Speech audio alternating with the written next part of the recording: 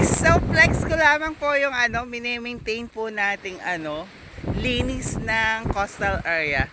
Flex ko lamang po muli yung aming sitio guys, kung saan ina-advocate ko po yung ganda at linis ng aming barangay. Located po ito sa barangay Talay, Pandayan. So malapit na po yung summer and ini-invite ko po kayong lahat dito. So binibigyan na po natin ng ganda at turismo at linis yung ating pinagmamalaki pong sing-sing na bato, and sana naman po maging part rin po ng pagiging nature lover nyo po yung magiging malinis. So yan po guys, wala po siyang edit, so medyo malinis na po siya guys.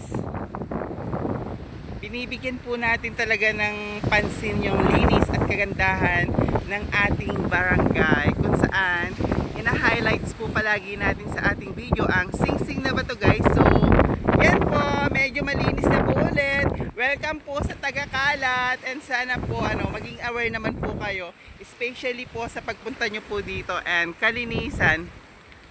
So kung mapapansin nyo po guys, kanina po nag-live po ako, may dala po akong tabo at timba.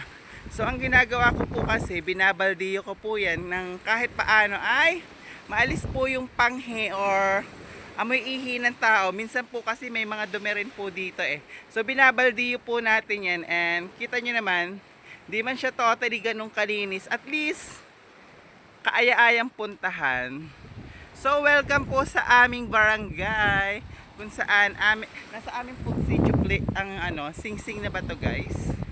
So yan, this is my hometown, my home place, Barangay Talahi, Pandayan.